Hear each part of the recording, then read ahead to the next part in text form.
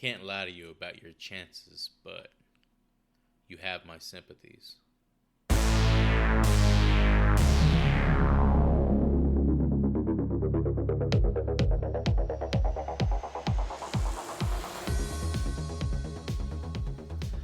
Take a seat and rip open those trapper keepers. I am Christopher, here with the lovely Mr. Hootie. What's up, fellas? Excited to go into outer space today, Neil deGrasse Tyson style. Grassy. And my big brother, Mr. Nasty himself, Joseph. What's going on, boys? My chest is just simply bursting with excitement at the thought of covering tonight's movie. Who's ready for it? Jaws in space. Dun dun. Oh, wait, I didn't do that right. Jaws in space! You need an echo or something. I don't know if I can put that in, but I'll try. That late night ShamWow voice. Yeah.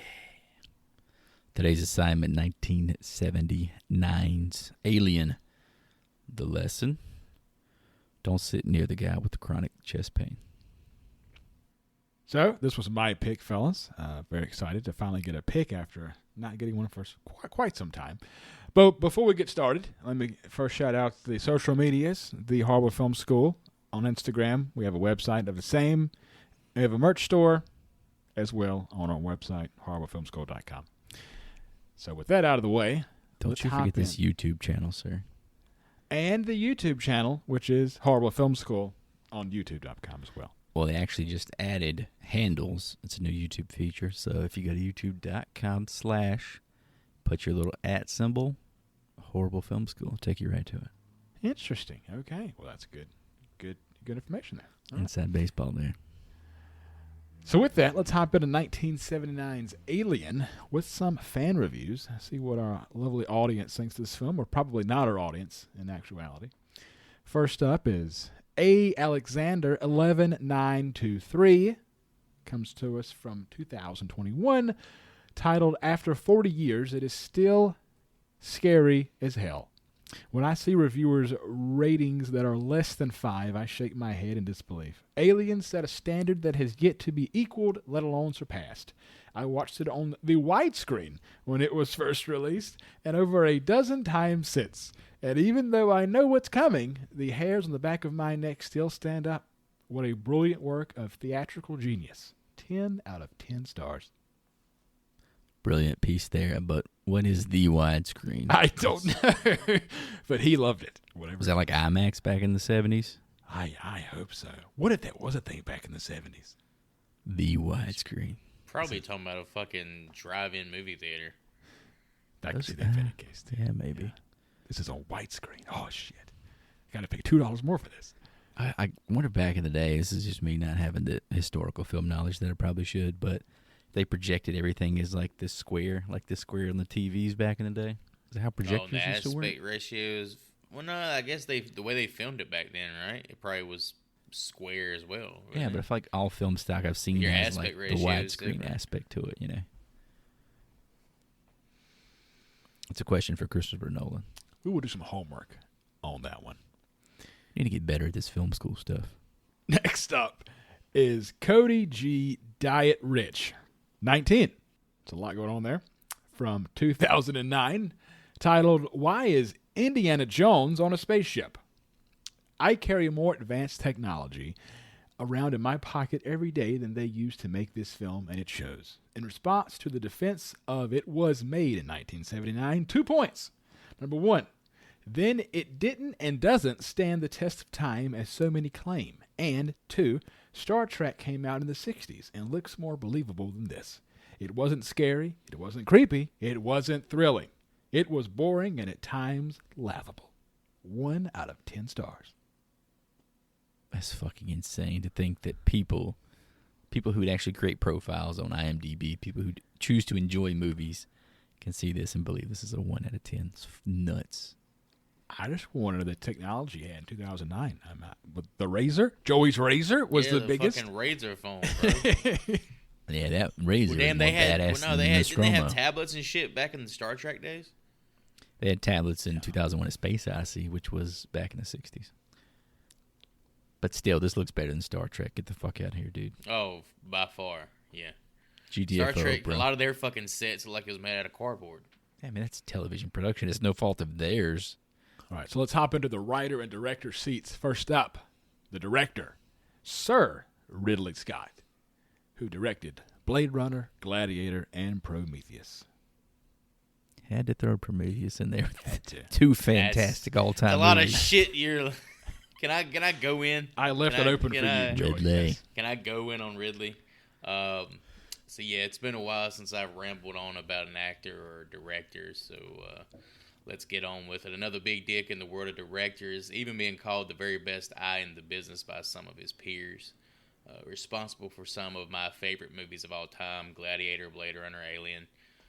Along with notables such as Legend, Thelma and Louise, Hannibal, Kingdom of Heaven, Matchstick Men, American Gangster, Body of Lies, The Martian, The Last Duel, which was like super underrated. Last Duel was great. This dude is still directed.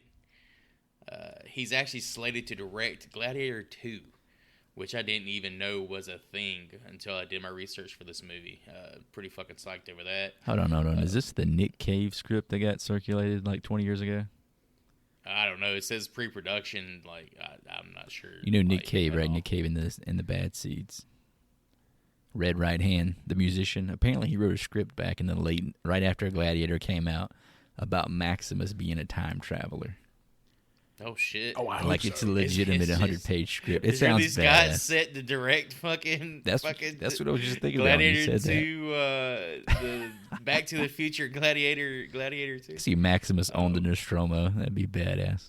That'd be dope. But yeah, he was born in 1937, so his ass is 85 years old. Jesus. He's the Tom Brady of directors, still fucking working, even though he should be on some beach sipping rum out of a coconut. And he's still making good stuff. Objectively good stuff. And I have to shout out one of my favorite directors, who is his brother and is sadly deceased. That is Tony Scott, the director of Crimson Tide and the classic Days of Thunder. Rest in peace, Tony. Yeah, poor guy killed himself.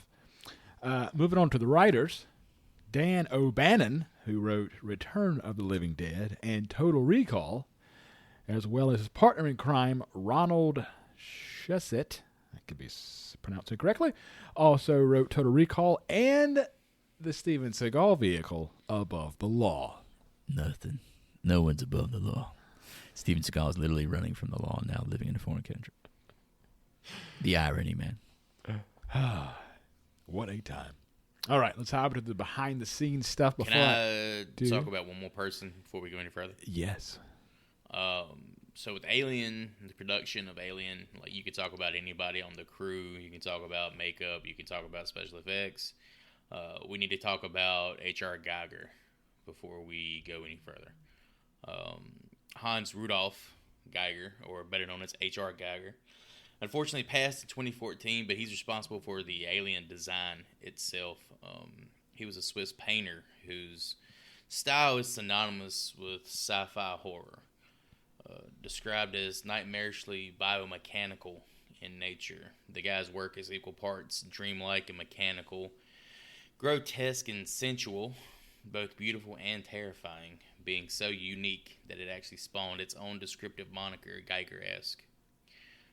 Ridley Scott and writer Dan O'Bannon, who he just talked about, having bore witness to Geiger's work in a collection of airbrush paintings within his book Necronomicon, knew that the creations within were what they envisioned their alien as. They were so impressed with his works that they actually let him design everything to do with the alien. That includes the spacecraft, the landscape, LV-426 itself, which is the planet they discovered the alien on. Hell, the guy even created or had a hand in the fabrication of the actual alien suits and set pieces themselves. H.R. Geiger is just as important and influential to Alien as Ridley Scott, and arguably more so. So this guy was essentially the art director, ad hoc art director for this whole movie? Well, just for everything to do with the actual alien itself. Like, if you go and look up just H.R. Geiger, like, paintings and artwork, and you'll see exactly what I'm referring to. I remember just glancing over some stuff. They mentioned him, and essentially he said this was like a universal nightmare. Like it's something he dreamed about and dreamt about since. Like he himself was scared of the design. And obviously, it is iconic. One of the great monsters ever, especially in the last, 30 years. It's been part of crossover franchises and all kinds of crazy shit since. Yeah. It's pretty brutally terrifying. Constantly imitated but never duplicated. I guess is a good way to put it. But yeah, this guy's artwork, like even outside of the podcast and outside of just reviewing the movie, it's definitely worth looking into. His stuff is like so unique. 20th Century Fox didn't want anything to do with producing Alien at all until another movie that they funded blew the fuck up called Star Wars. And to keep that gravy train on biscuit wheels chugging along and the cash flowing with the audience's renewed interest in space flicks, they went all in on the only other sci-fi script they had at the time, leading them to greenlight Alien. Thank you, Luke Skywalker. And as well as that, another little interesting factoid here, Meryl Streep was actually approached to play the role of Ripley. But casting decided against it as her boyfriend at the time, actor John Cazale of The Godfather Rest in and peace, John. one of my favorite movies of all time, Dog Day Afternoon, had just died of cancer. Understandable as asking an actress to take on a role in a movie where everyone around her dies horrific deaths, and she is the only survivor so soon after such a terrible traumatic event would be in pretty poor taste. John was in, I think, 5, probably the greatest filmography of any actor of all time. Dude, yeah, I looked, and like everything he did was a fucking banger, and it was only like 5, 6, 7 credits. I think he's in 5 movies, and 4 of them got nominated for Best Picture.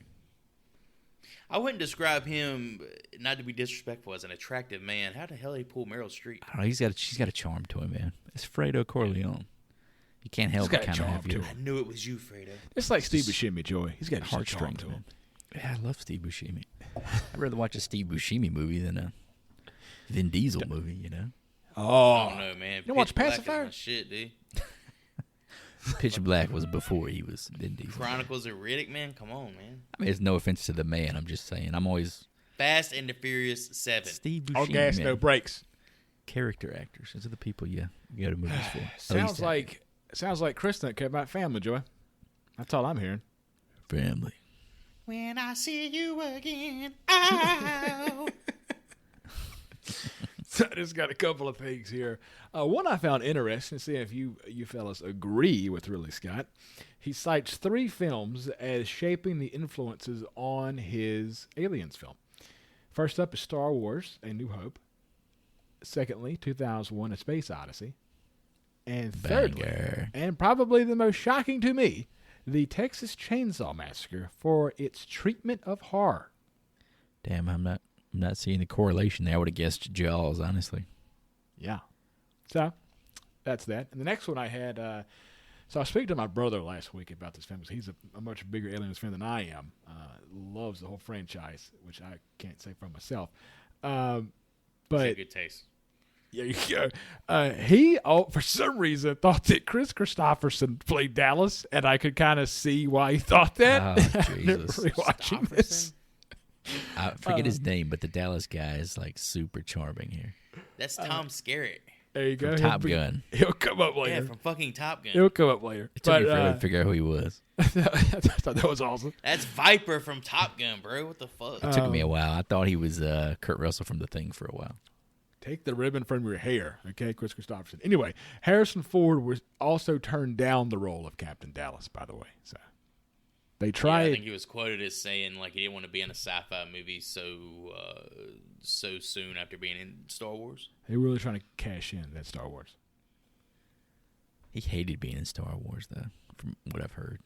Well, he came back to get that money pot. Well, is he more well known as Han Solo? I say Luke Skywalker, Han Solo, or Indy? I think now Han, but I would say Han Solo, yeah. Disney's blown it up too much. Many producers, my last and final note, many producers have professional readers that read and summarize scripts for them. The reader, in this case, summarized this script as, it's like Jaws, but in space. Yeah, that's pretty much it. That's the movie. And with that, let's hop in to Alien.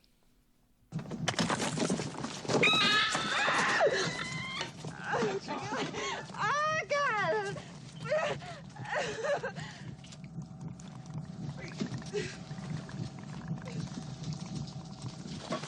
No, no, don't touch it! Don't touch it!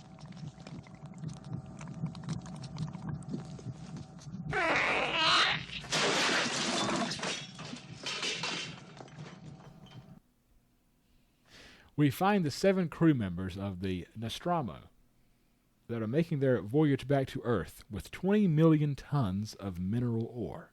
And we get a good look at the inside of the spaceship. Can we talk about the opening like title card reveal? With the letters of the word alien slowly being arranged. Like, to me, that shit was so fucking good. Like with the music and the way it's like slowly revealed as it pans across like the planet and like space and stuff. It's like super haunting, foreign, strange. Does a great job of setting the tone for what's to come for sure. Yeah, I would say it's probably also pretty indicative of the actual creature itself. It's revealed one piece at a time. We very slowly get to the final form, you know.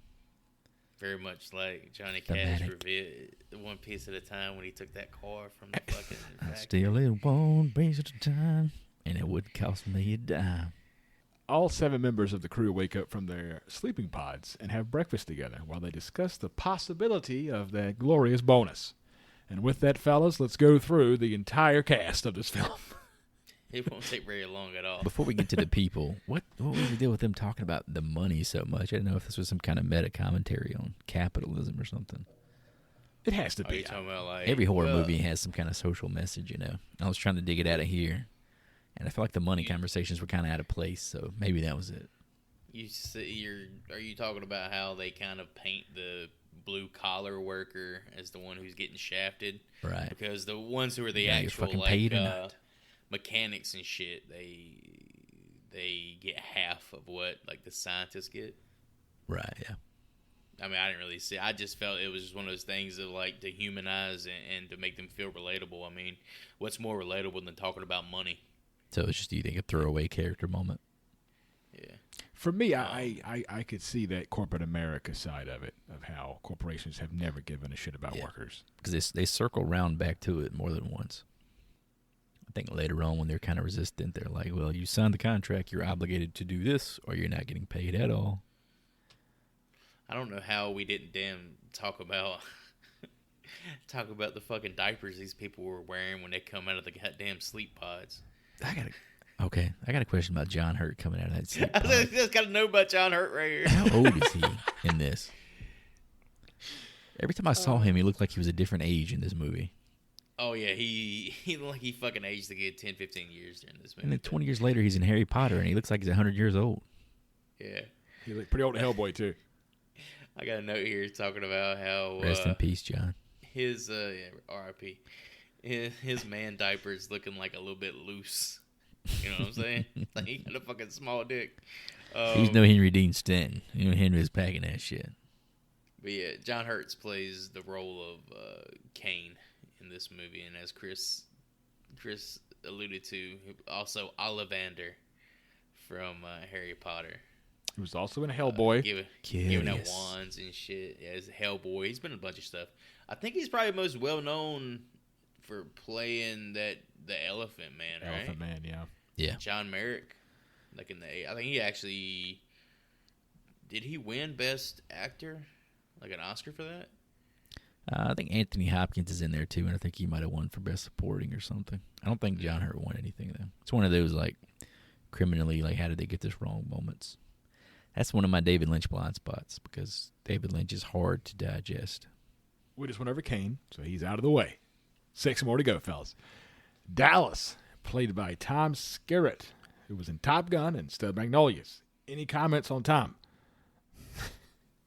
I think I already talked about. I talked enough The about Viper. Tom Skerritt. Okay, for moving a on. lifetime. He was super charming, I'll say, sitting here, especially in this opening scene when they're at the dinner table. He just had like a real easiness to him that I appreciate. Chris Christopherson is pretty charming, I have to say.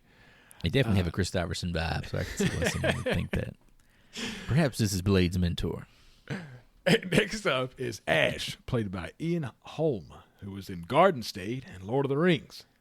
Lord of the Rings. Damn, I could not place him. That's where I know him from. You can't place him? It took me this. Yeah, What the fuck? I'm severely disappointed in myself. I chose not to look it up intentionally because I He's wanted like the to be most surprised. well-known actor in this movie It's aside fucking from Bilbo. Sigourney Weaver. Damn it, that's Bilbo, isn't it? The Fifth Element.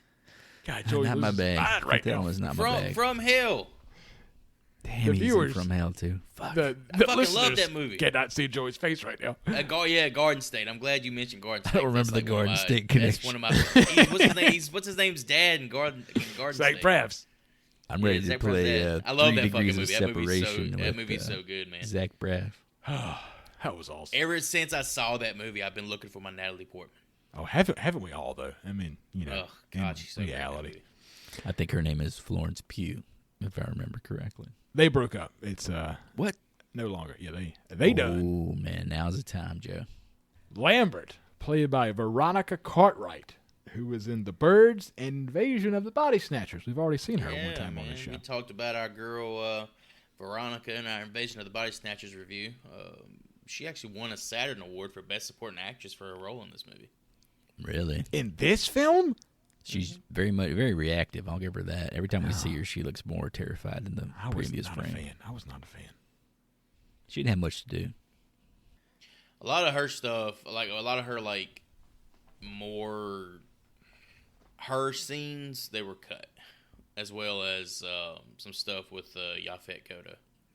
Parker, played by Yaphet Kotto, was in Live and Let Die and The Wire.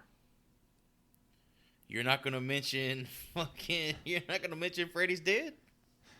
I did not see that in my research. That but was Doc, man. Also That's Doc Freddy's and Dead. Freddy's Dead. That's He's one of in my The favorite Wire, Freddy man. movies. If he touched The Wire, then that's got to be his top Nah. credit. That's one of he and was it's maybe Doc. the James best Bond. TV show I ever got made. James Bond and The Wire. Freddy's Dead is good. It's not as good as Oh, it's not good. Dream Warriors, but It's god awful. okay, good. I didn't want We watched it. Dude, we Step watched on. that shit so much, man. And that was the one with the In the God Novita song, right? Yes, yes. Yeah, man, yeah. 9 minute. That's long what song. introduced me to that song. Was that movie? And I gotta be a baby. I think Manhunter is probably is the claim to fame for that song, but I digress. Freddy's Dead. Brett. We got 2 more to go, fellas. We're almost done here. Brett, played by Harry Dean Stanton, who was in Red Dawn and Christine. This dude is like a low key blue collar superhero from the 80s. People love him. Film critics love this guy. He's in a lot of stuff. He's like the Steve Buscemi of the 80s, legit. He's definitely like an everyman type actor, you know. Like working at the fucking pawn shop. I can see this guy walking in and buying tools. You know Yeah, what I mean? and I don't know if you've ever seen or heard of Paris, Texas. That's kind of like his big starring vehicle. That like some Criterion bullshit. Yeah, it's very, very much an emotional, high drama. Would not recommend it for everyone, but he's a good actor. And last, but certainly not least, is Ripley, played by Sigourney Weaver, who was in Ghostbusters and Galaxy Quest. Joey, have at it. To be honest with you, that's about it in terms of what I would even talk about. She also did the narration for the U.S. version of Planet Earth. I don't know if you guys remember that, dude. I got that. I got the David Attenborough one on like Blu-ray. And it's hard to top The Attenborough. Sigourney Weaver one's good, but I got the Attenborough. You can't top that dude. She's also in Avatar, and it's 13 sequels. It's coming. I think it's only 5 that are coming. That are being filmed, but whatever. But I mean, she's always going to be Ripley first and foremost. This is her like breakout role. I recently watched her in a brand new film that came out 2 months ago with Kevin Kline called The Good House, where she plays a Boston real estate agent. It's a chick flick. Why do you spend your time watching these things? Well, I am married, and I do sit I down mean, just to fucking- watch chick flicks from It's now the and again. palate cleanser for all the horrible things we make him watch. And it was so bad, fellas. It was just really She doesn't bad. have. That's a paycheck job. Give her a break. I mean, she was the best part of it. Her and Kevin Kline, everything around them was terrible. I will say a hot take. Ghostbusters is just all right. That is uncalled for. That's what I that is. just don't. I don't get the hype, man. Wow. Anyway, moving along from that nonsense. 2 notes on Sigourney. She's 6'1", which is quite nice. That's a huge bitch. It's not that huge. She has appeared in 4 films that have been selected for the National Film Registry by the Library of Congress. Pretty high honor. These are noted as culturally, historically, or aesthetically significant.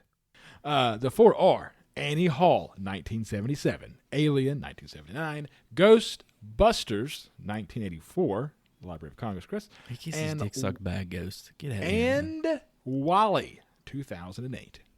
Wally does not count. Come on now. That counts Dude, I for love the that library. movie. It's so good. It's a great movie, but it sure as hell isn't because of Sigourney Weaver. Well, My son loves it. all right. Ava Wiley. Eva.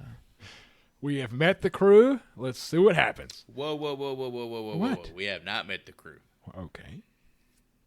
You can talk about Alien the alien itself. Okay. It's played by Balahi Badejo. We haven't met him yet, but okay. But let's talk about him. I don't think we're going to meet him. All right. Okay. Yeah, we're not going to meet him, so I don't know why. If you saw him during why this you would movie, go you ahead did and talk something wrong. about him. Good.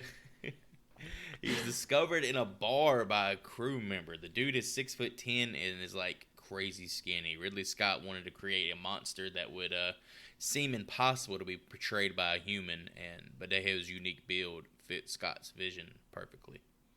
So this would be a perfect role for, I forget our guy's name, who does all the modern stuff. Sean Bradley? Not Sean Bradley. I was like, the basketball player? Yeah, Sean that'd be Bradley. perfect. Sean Bradley would fit perfect in this fucking role. Oh, no, the guy who's been in Mama and wasn't It. Oh, shit. If he hadn't said anything, I'd remember his fucking Spanish name. guy, right? Cloverfield? He's a Cloverfield? Not He's the Cloverfield, Spanish Doug Jones. We always Red. say that. But I forget. Yeah, I was about to say Doug Jones, but I know who you're talking about. I just can't think of his fucking name. But man, back to the Sean Bradley, though, he could have parlayed his shitty basketball career into being a really scary fucking horror dude. He was in Space Jam, dog. Don't talk. Well, in 1979, he probably wasn't even full grown yet, was he? That's true, but he could do some creepy stuff. He's just He was probably like 10. so tall and skinny. So, the crew take their positions and attempt to contact air traffic control, but they get no response. They learn that they are riding along the outer rim of space. Dallas informs the crew that the computer system known as Mother, which controls the aircraft, has stopped halfway from home due to intercepting a transmission along the voyage. Lambert is able to track down the location of the SOS signal, and the crew decide to investigate the issue.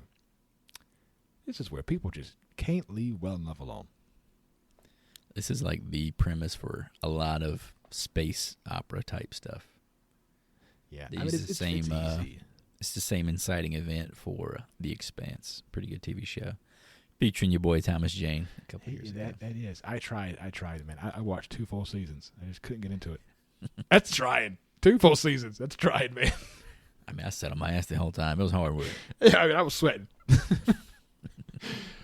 The team uses a shuttle to travel down to the planet, sending out the signal. Upon arrival, the craft takes considerable damage. Lambert, Dallas, and Kane are the first to suit up and go out exploring for answers, while Brett and Parker bitch to Ripley about getting their proper shares.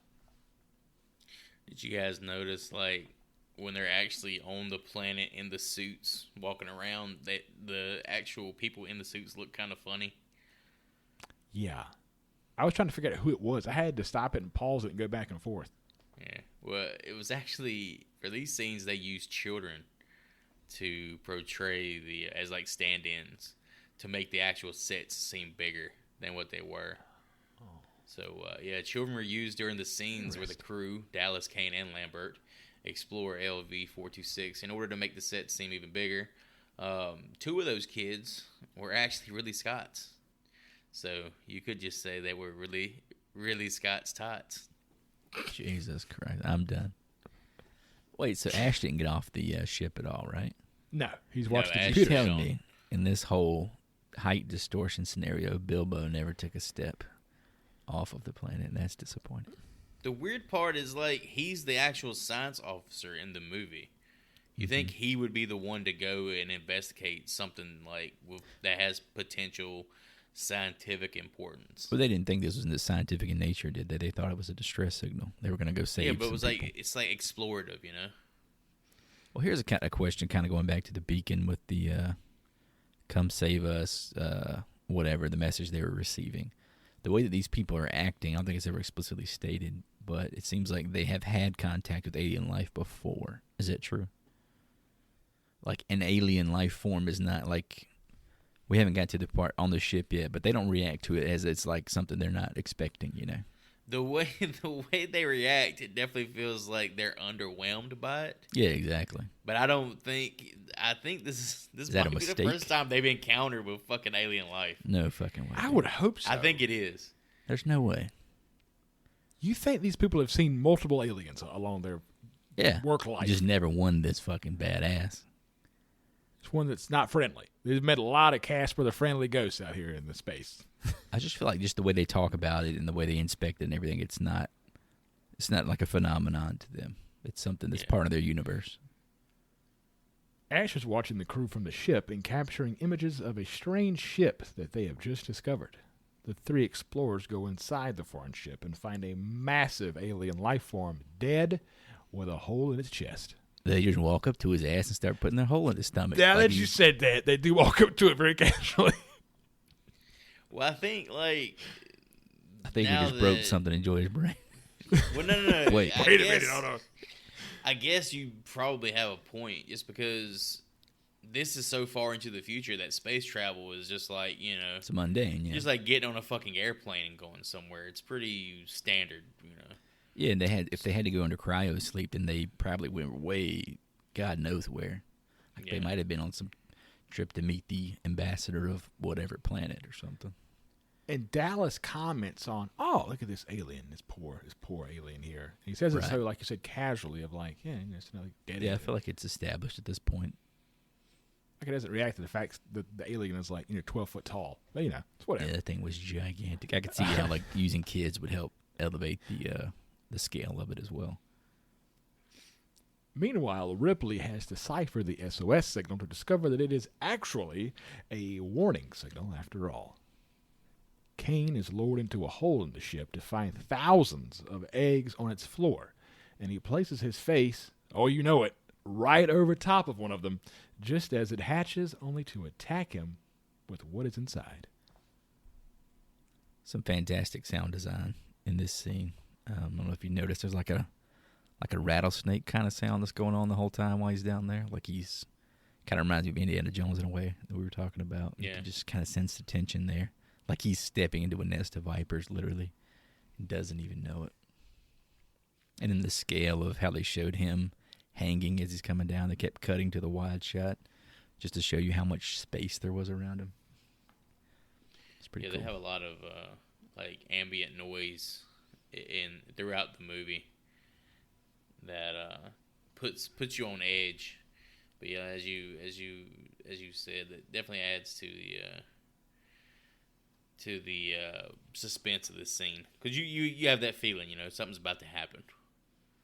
I don't know how the character didn't realize something was about to happen, considering he's like a veteran of space travel and, I guess, to your point, interacting with foreign life forms.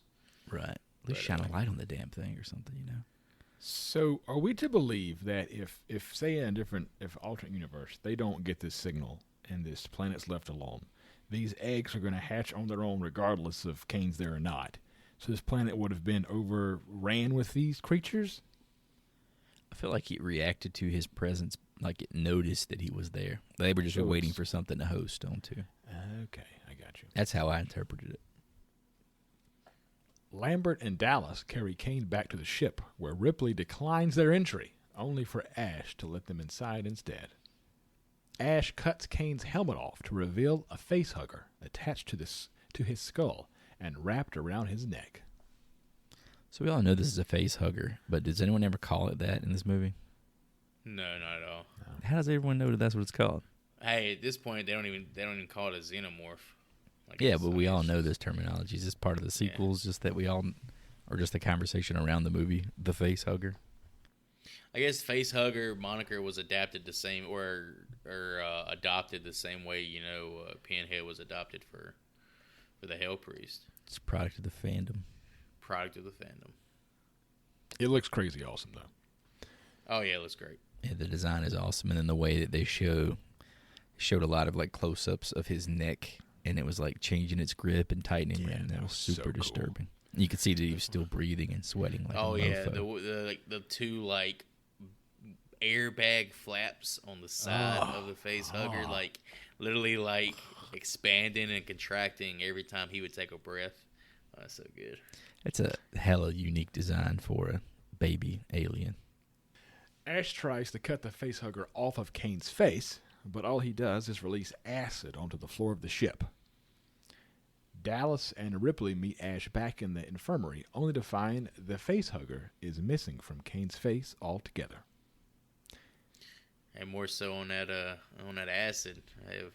If only Walter White was around and the ship was made out of Teflon. Am I right, guys? There it is. We get so high we never come down. The face hugger then falls out of the ceiling and is apparently dead. Ash examines it and is granted access to explore the life form from Dallas. A little bit on this dead face hugger, I have a note here, that Ash autopsy was made using fresh shellfish, 4 oysters, and a sheep kidney to recreate the internal organs. That shit look pretty dope. Like the zoom in, the close up of it, and him like just going through the innards with his tools. Yeah, Oh, it looked like that's flesh, like really malleable meat that he was playing with. It looked like a sheep's kidney. Makes sense. The crew makes it back to the Nostromo, and Kane is back up and at him. So yeah, it's his recovery is just super like uncomfortable, and the fact that everyone is instantly okay with like dapping him up and shit. It was like, Yeah, I'm sorry, bro. Even Ripley, I thought Ripley would be more hesitant to do so because she had the natural inclination, like, this dude is bringing sickness onto the fucking ship. We should avoid him at all costs.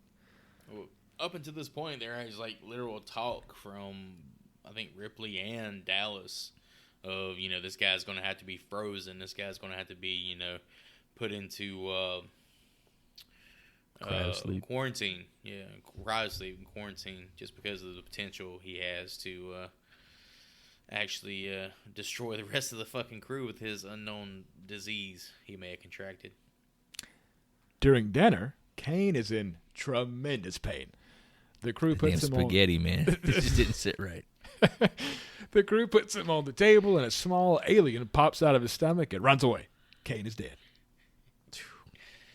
This whole scene right here, Legendary. the cast didn't have a clue what was about to happen. They were left in the dark, and so their reactions were actually genuine. This is definitely one of the greatest scenes in the history of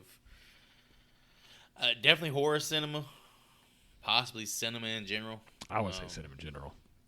It's iconic. Yeah, it's the one I think about first when I think about Alien. The crew decides to split up into 2 groups, as you do in horror films. We have Team A being Parker, Brett, and Ripley, and Team 2, or Team B, is Dallas, Lambert, and Ash. Brett breaks away from his team and to find the resident cat Jonesy. But instead, he finds now a full-size alien instead. This was one of my favorite scenes. I think I know when you first threw this movie out there, you were questioning, is this really a horror movie? But I think scenes like this in particular are played so long and so quietly that it becomes a horror movie in those moments. We kind of saw the same thing earlier when they were looking for the face hugger and they couldn't find him. It's just played for high suspense, tension, and you have the dread of kind of knowing what's coming. So for me, this is just the perfect example of why this is a horror movie. My boy Henry Dean, man, miss him already. Seeing the creature hang from the chains for the split second was terrifying. Yeah, and the way they use the shadow and the lighting in these scenes is you're really always looking for it, and you never really find it until it's too late. So you watched the director's cut? I did, yeah. I have it on Blu-ray. Okay, because that's not a theatrical release. Oh, okay, interesting. Yeah. So you're gonna. That's good. That's good because you're gonna talk about some scenes that probably should have been in the movie. Oh, I don't think awesome. I caught it in the chains. So maybe I didn't see the director's cut. You saw the theatrical. How about that? Well, this will be fun. This is 2 movies Okay. in a row we've done this shit. So I have a note on Jonesy because I have something attached to Jonesy here. To get Jonesy the cat to react fearfully to the descending alien, because it's obviously not real, a German Shepherd was placed in front of him with a screen between the two, so the cat wouldn't see it at first. The screen was then suddenly removed to make Jonesy stop advancing and start hissing at the German Shepherd. I have a German Shepherd. Had to put that in the show. Oh, I'm on Team Jonesy here. Fuck that dog. I don't know, man. Jonesy's kind of a fucking asshole. I really like this cat. This cat was the genesis for, I don't know if you've ever heard of the book series Save the Cat. It's about screenwriting. Essentially, they tell you if you want to make a character likable, give them a cat so they can save it. And it's Is pretty that much why they're based on spending this. half the movie chasing this fucking cat? Save the cat, baby. It makes Yeah, people like at it. some point, the cat got old, man. I love this cat. This cat was fantastic. Second best character in the movie. The crew reconvenes and realizes that the creature is using the air duct to move about the ship. Dallas volunteers to go into the air duct after the creature. Sadly, Dallas meets the alien face to face in the air duct, and the crew finds his gear without a drop of blood on any of it. No blood, no Dallas. I was shocked at how it was like cut to alien, cut to Dallas, and then cut it's over. There was nothing, no interaction, just death. Well, that's a big part of this movie is, the less you show, the scarier the movie is, Very true. Because everything's ambiguous. You don't know what the fuck happened. And it could come back to play into the whole, if you didn't see them die on screen, they might not be dead. Yeah, I feel like his death in particular is definitely the most mysterious of them all because he literally says, like, he just fucking disappeared. And this is why the directorial cut will be I'm going to talk about very something later on. important to talk about here in a little bit. So there's something I didn't say. There's a Oh, scene yeah. you It's do coming. not see in It's the theatrical coming. version. That's And all. I'll say this, the way they shoot all this when they're going through the tunnels, there's like these grates they're using to block off sections, I guess, of the passages. And that's just like a really cool design. There's really good sound design too. It's kind of like the James Bond like cylinder of a barrel type of thing that it did. That was super awesome. It was really claustrophobic in there too. You know what it put me in mind of? And I don't know if it really did take inspiration from this sort of movie or not, but the movie Cube. I've yet to watch Cube, yeah. Lambert is distraught and really gives a terrible performance, in my opinion. God, you are insane. The only crew members left at this point are Ash, Parker, Lambert, and Ripley. This is the only character in the movie that has a genuine reaction to the actual alien, and you said it's terrible. And maybe that's why I thought it was so polar opposite of the other actors in the film. She just starts crying and yelling and screaming. She feels more humanized than anybody else in the entire movie, But she in my also opinion. she also fits that stereotypical female character that just starts crying and screaming for no reason. I mean, here probably a good reason, but You didn't mention Jonesy as being a surviving member of the crew oh at this god, point. it's a cat, Chris. It's not a breathing human. Ripley goes to speak with Mother, who tells her that the crew is expendable and only the life form is important at this point. Ash closes the door to Mother and attacks Ripley. Somehow, Parker and Lambert get into the room. Parker breaks Ash's head off, revealing that he was a robot the entire time. Ash is a goddamn cyborg. Goddamn dirty robot. Now, going back and rewatching the movie with that in mind, you definitely can appreciate his performance a lot more, in my opinion, because you see the telltale signs throughout with the decisions he makes that kind of seem like he's working in direct opposition to the crew of trying to preserve the life of the alien. So was this particular alien, like they were going to look for this particular species? I think it's just an exploratory thing, and what they really wanted to do apparently was weaponize these, xenomorphs. I think they might have had some like previous knowledge of this, which Yeah, that's what I'm wondering. it's shown later on in the abundant sequels. and prequels that'll come later on down the line. This some director's cut shit. Because Ash seems to be in on it. Oh yeah, Ash is he's in on it. From the get go though. Yeah, I think he's programmed with the directive pretty much that protect the sample at all costs. Human life be damned. See, what I got from watching the movie, it's been a while since I've seen it, but watching it again, I feel like they're out in this part of space because they knew the aliens were there to begin with. So the ship automatically rerouted to go by this. It's either a planet, asteroid, moon. It's a moon, I think. Yeah. Yeah. And I think this was the mission all along. The minerals they went and collected, that was just like a cover. So the fact that he is an android that we know at this point, he didn't need to sleep. So his cryo sleep could have just been a farce. He could have literally just been guiding them straight to this spot and then waking everybody up. And the way he snuck up on her and the mother in the when she was like checking the messages, she was interfacing with Mother. What are the odds he was wearing the Ring of Power, and that's why she didn't see his ass walk? You're so stupid. Because he appears instantaneously. He just pop You up can out of the hear bushes. it. It goes back to the sound design. You can hear the door opening and shit, and him getting in there. No, that was the Eye of Sauron you heard, bro. He's so fucking stupid. They rewire Ash in order to gain information on the alien life form. He explains that the creature was perfect in every way. And Parker burns his ass to a crisp. That was a really cool scene. I mean, you could tell. Oh, that's great. I could tell they did the rotation between the fake head and the actual actor's head, but it looked really good, I thought. Yeah, this is an example of some of the actual effects not holding up, but at the same time, I do enjoy the way it was executed. You know, didn't really enjoy the anal beads that was coming out of the fucking robot's neck and shit. If you go back and watch it with the mindset that these are anal beads, it's kind of makes the scene kind of weird. That's how I watch But, everything. Now that I know that does make the scene kind of weird. Okay. Ash is definitely one of my favorite characters in the movie. I think he's great. The survivors at this point make a plan to escape on the shuttle and blow the ship. Parker and Lambert go to set the bombs, and Lambert gets Parker killed for being a dumbass. Sorry, Joy, I just don't like Lambert. And Lambert dies, thankfully. Sexist, man. I think Lambert, it's kind of assumed or made to be assumed that the alien might be trying to impregnate Lambert in this scene. He wants to hug her face. That or Oh, he does hold her up. Or it holds her well, up. he does. It's weird the way this scene plays out. The way she screams, and it's like not a quick death.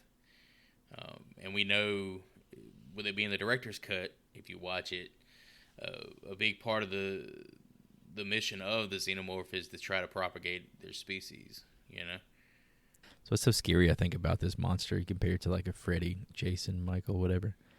This thing only has one objective, and it's almost a human objective, you know, just to propagate. Yeah.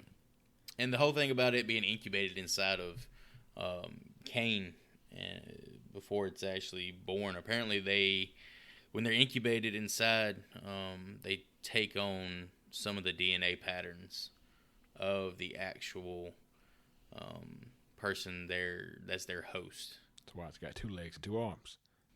With it having a man's DNA, you know, I guess it's easy to go down that rabbit hole. But it's just interesting food for thought. That is because the alien killed all the men quickly, but he held her up and took his time. That's very, very interesting. Ripley makes her way down to find them both dead. She runs back to set the, quote, emergency destruction system. Time to die. Very intricate system, too. Yeah, I There's like a looked 10-minute portion of the movie where this is actually... Yeah, it runs Hey, for 10 it makes minutes straight. as crazy as it sounds to have like a self-destruct thing on a ship, it makes me believe that it's a thing by how involved this process is. Some super fan of Alien wrote out the exact 10-step thing somewhere on IMDb. It was quite intricate. Just so we know, in case we ever need that. I was like, that's a lot going on. Ripley makes her way to the shuttle. She walks right into the alien's lair to find Dallas and Brett hanging on the walls like meat that is waiting to be slaughtered. Chris? What? This is the directorial cut.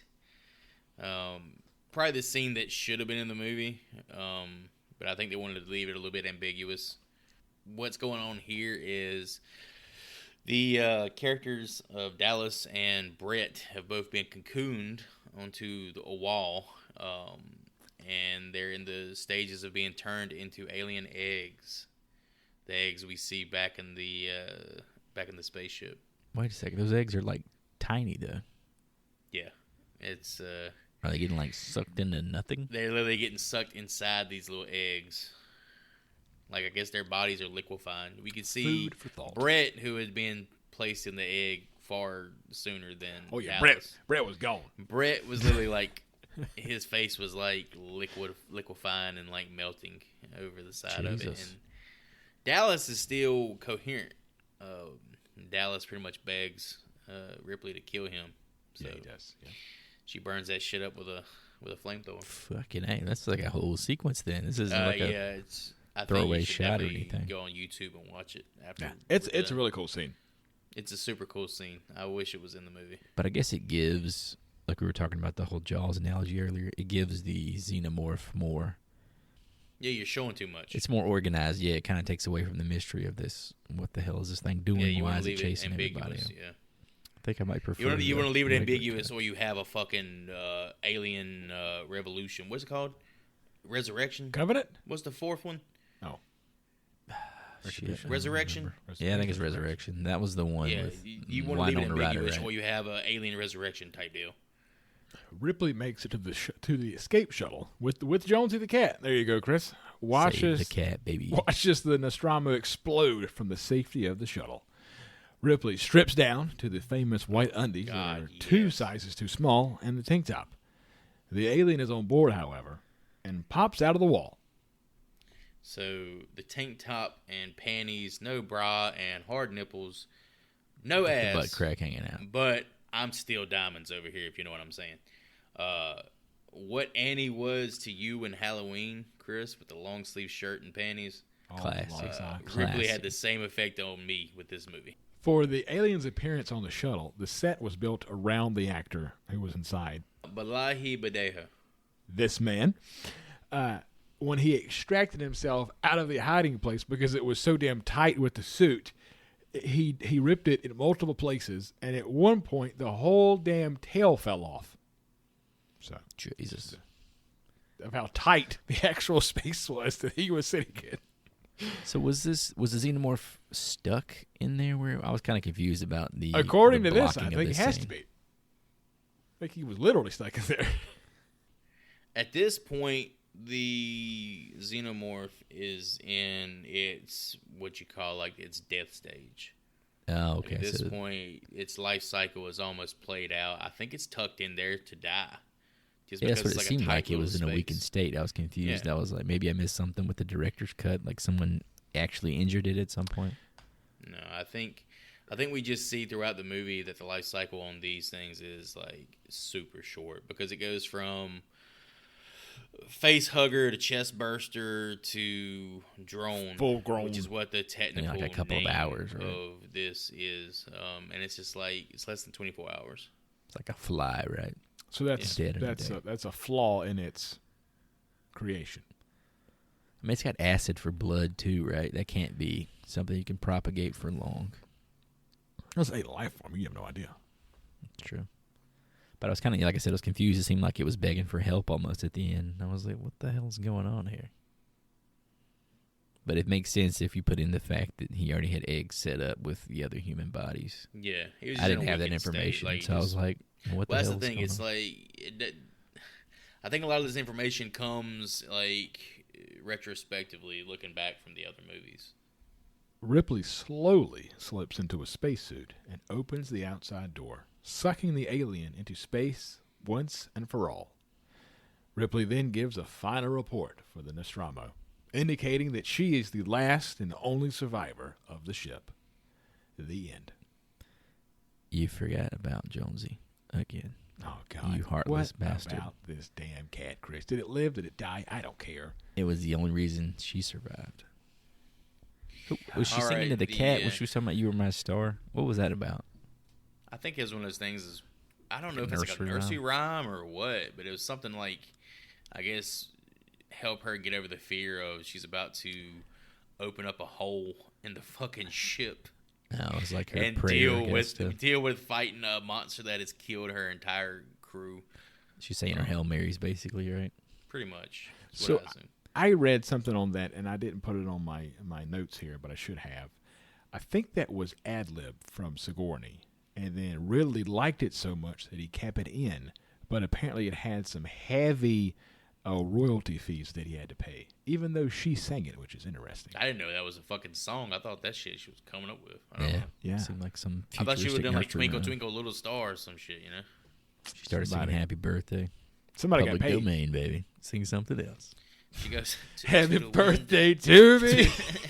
to the wind, to the windows, to the walls, To the sweat drop down drip these down balls. my balls, To the acid drip Oh. down my balls. as it dripped down my balls. Let's talk about the memorabilia. There's a lot in this film. A lot. We should not all have the same answer here. What piece of memorabilia would you want from Alien? I'll go ahead and just knock mine out right quick. Give me one of the chest bursters. Give me a little acid-resistant leash. I'll feed it cats, and I'll raise it to be a good little xenomorph. Jesus. I'm glad you didn't say panties. I was thinking you were going to say panties. Me personally, I want that kitty, baby. Give me that orange cat. Jonesy Oh, was my God. the You took an shit. animal. I need This that pussy. cat is legendary. This cat survives. He's in the fucking sequel, man. He's in the sequel? He's in the sequel. Orange cat. Looks like a tiger. Got the green eyes. Such Beautiful a animal. forgettable cat. Okay, so you got that. You got that. Okay, I have a list in front of me, so I'm marking it off. Panties. Hey, shit. Go ahead and say all He of said them that you panties. want. Fuck it. The only two I have left is one of the eggs, because the eggs just look badass and terrifying, or Ripley's jumpsuit, because it is iconic to me, and I think I could fit inside of it. You just want to drink the sweat at the bottom of that Too. I mean, motherfucker. she's 6'1". I'm 6'1". I think I could actually wear the damn thing. I think she has some Chuck Taylors on, too. They're pretty nice. All right, boys, that wraps her up. Let's give her some letter grades. Send Ripley on her way to a happy and prosperous life. How do you grade one of the greatest movies of all time? Not just horror movies. We're talking movies in general, because that's what 1979's Alien is. A true masterpiece. I think I've said it numerous times, but sci-fi horror is one of my favorite subgenres, and Alien, along with The Thing, are unequaled. There's not a wasted character in the cast. Everyone feels authentic and essential to the movie. Spearheaded by stellar performances by both Sigourney Weaver and, in my opinion, Ian Holm as Ash. The movie's nail-bitingly suspenseful, top-notch set design, along with the dread-inducing ambient sound design. It makes the world Ridley Scott built feel and look genuine. The xenomorph alien as noted in this movie itself is the standard by which all horror movie creature designs should strive for. It's elegant yet horrifying. It's the greatest design for an alien creature in cinema history and has never been dethroned in over 40 years. Sorry, Mac and me. Jesus. Jerry Goldsmith's score goes perfectly with the tone and atmosphere of the movie and is used sparingly enough that we don't lose that sense of helplessness and isolation that outer space exudes. I know I don't subscribe to the same scale that my co-hosts do, but if there's one movie we will review in the history of this podcast that deserves an A+, it's this one, and that's exactly what I give it. Going to be a boring take here for me as well. This is obviously top-tier horror, top-tier filmmaking of any kind. Creature design is legendary, and the claustrophobia of the spaceship is a brilliant set. For me, particularly, the use of quiet, long scenes are super eerie, and that's what brings this into the horror canon. The movie gives us perhaps the most iconic badass woman protagonist ever, not to mention one of the most badass creature designs of all time. And we get one precious little orange tabby cat. For that, I give this an A+.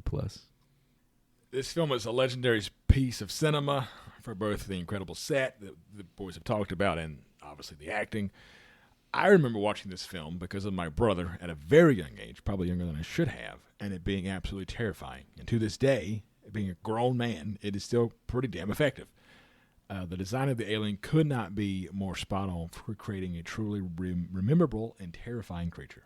This movie spawned one of the best horror science fiction franchises in history.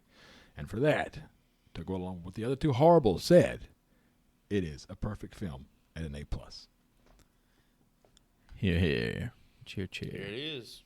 This is our first A+ for the whole crew? Probably the last. I don't think I'll give Probably, another yeah. A+ out. I think it's only the second one I've given out. Halloween and this, pretty much. All right, boys, let's recap these audience scores. See who gets to play Master of the Classroom next week. Hootie was a null candidate, as this was his choice. So between myself and Mr. Joseph, we guessed an 86 and then a 93 for Joey. And the actual audience score was a 94. Ooh, ooh, let the dogs out. Ooh, ooh, ooh, ooh, ooh. So that unfortunately puts you back in the driver's seat, making a choice of what we shall ingest 2 weeks from now. All right. Let's bring in the holidays the best way we know how here at the Horrible Film School with some foul mouth turkey slasher. Oh, God. Thanksgiving 3. Let's go! Oh, my God. What the fuck happened to number 2? There is no number 2. Thanksgiving 3. There is no number 2. Jesus, we're really fucking doing this? Oh, we're doing it. We're closing it out, baby. Did you pick Thanksgiving to begin the first one, too? I think I did. I think Chris did. Oh, okay. It all coincides with Thanksgiving. So This is going to be our first complete franchise of the Art Film School. That's indicative of the quality of this podcast. All right, folks, if you want to tag along, you can find the official trailer on YouTube for Thanksgiving 3, not to be confused with the non-existent Thanksgiving 2. And here we go. Oh, shit, the shot already looks better than the Better first. It production. looks so much fucking better. Is this the real trailer? Wow, this looks pretty good. Gobble, Gobble, gobble, gobble, motherfucker. motherfucker.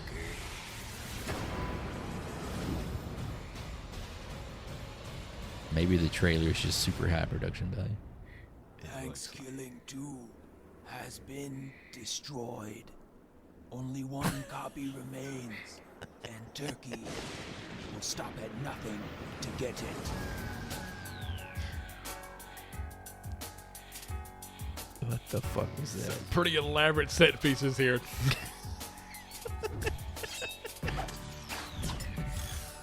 Oh, it's got a chainsaw blade. Gravy. Fucking gravy! That was awesome. It's fucking Evil Dead shit! Shit. This is gonna be so fucking good, man.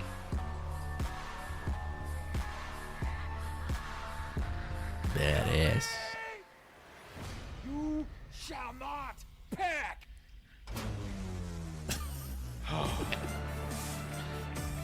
Gandalf reference in there too. The raunchiest puppet movie ever made. Turkey is back.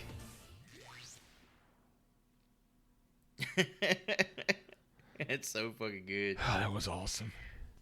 Well, all right, Hootie. Well. I guess you and I have the lovely task of guessing what a fan score may be for this bad boy. Is this even on Rotten Tomatoes? I'm going to go with a 14. I'm going to say 25%. Pretty generous. God, this looks fucking bad. Gravy, baby. Gravy. You got to do it in the voice, man. Thank you for listening, folks. Check out the website, horriblefilmschool.com, to find us on all podcast platforms, as well as links to all the social outlets. Give us a follow, leave a review, send us some white cotton underpants. I'm going to offer my support to women stuck as the voice of reason on a space vessel. Gender roles be damned. Use your flamethrower and assert some authority on those pricks. As always, if you're listening to us, tell at least one person you know. Spread the love. Spread the campaign. Tell them all about the film school. And I'm going to go grab my turkey baster and watch Thanksgiving 3, apparently. And I'm out. Thanks for all the likes, the subs, the listens, the follows, the downloads. We really appreciate you guys and gals' support, as well as your time and attention. Be sure to join us next time when we gobble up some 2012's Thanksgiving 3. Class dismissed.